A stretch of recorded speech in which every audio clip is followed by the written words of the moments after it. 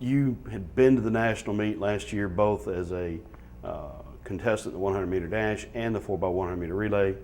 So this is not a new experience for you, although it is a new venue, one of the great venues in track and field at the University of Oregon. Talk about what that national meet experience last year means for you now. Well, last year was a new experience for me to go in 2 events and actually have an open event under my belt. And being in Oregon, it was a great learning experience. You know, they're a track town, so just being out there where they worship track as the #1 sport, it was a great feeling. So hopefully go back there and get the same embrace that we got last year. Okay, I got mixed up and thought we were in Des Moines last year. That's how short-term my memory is. But yeah, that is truly a special place for your sport. Talk about the inspiration that an athlete gets from competing at Hayward Field. Well, whenever we're in Oregon, people are always rooting for you. It doesn't matter what you have on your chest, doesn't matter where you're from. When you go out there and you do your best, people will actually respond to you. And even when you don't have the best of days, even if you get hurt or something like that, they'll still clap you in and all kinds of good stuff like that. So it's great to have a town that will embrace you like that, even when you're not from there. Okay, and the idea of being in the top 24 in the country and being out there on the track with those other 23 competitors in that event, it's one thing to be ranked on a computer and know what everybody performed during the regular season, but I would imagine it's tremendously exciting to go to the track, work out, see those other athletes, and then get in the blocks and line up and compete against them. That's got to be a pretty big adrenaline rush. Well, yeah, it's pretty fun. You know, I know a lot of those guys out there, so it's good to go out there and see them again and just go out there and compete because, you know, everybody gets tired of just practicing every day. You want to line up and go all out against somebody. Okay, let's talk about the 2 events individually. We'll start with the 100-meter dash, where you have the fastest time in collegiate track and field this year at the regional championships. You didn't run as fast. You had an Achilles heel that was sore. Talk about the regional championships and how you overcame that sore Achilles heel and what you see happening up in Eugene in that event.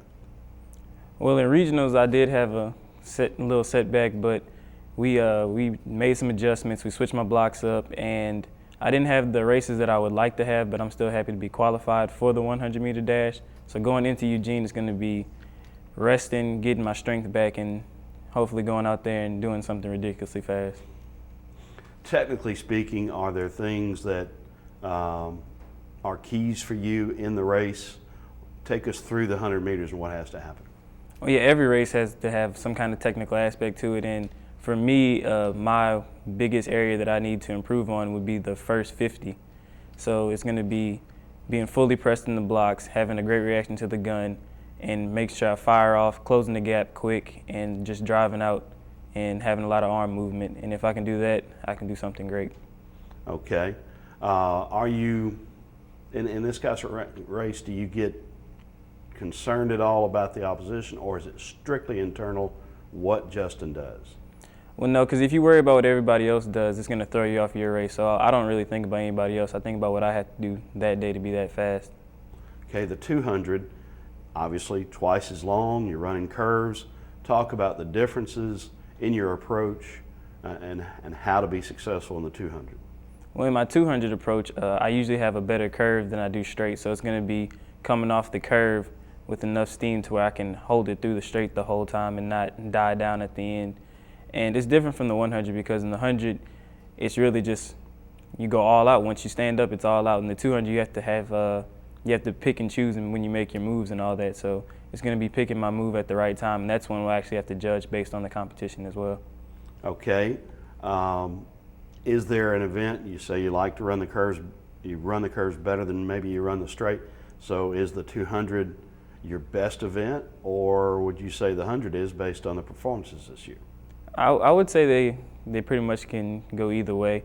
You know, sometimes I like the 200 more than I like the 100 that day, but other days I like the 100 more than I like 200, so I can really switch them up. They're both pretty fun races to run.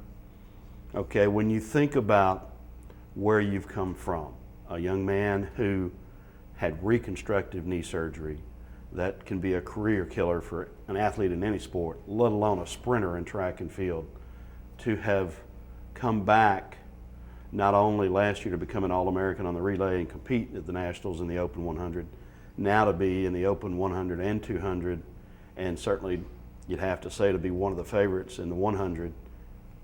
How can you put that into words as to what it means to you? It means the world to me. I mean, God works in mysterious ways, and I just took my knee surgery as a test and just kept my faith and kept working, and it paid dividends for me. Okay, talk about wearing that Northwestern on your chest and what it means to represent your team, your coaches, your school. Well, yeah, I was sad that our relay couldn't quite make it, but if I can go out there and do what I'm supposed to do, I can put a good image out for everybody at Northwestern State, and to represent them is an honor, so I would just love to go out there and run. What are your personal expectations for what unfolds next week? What are your goals? What are your expectations?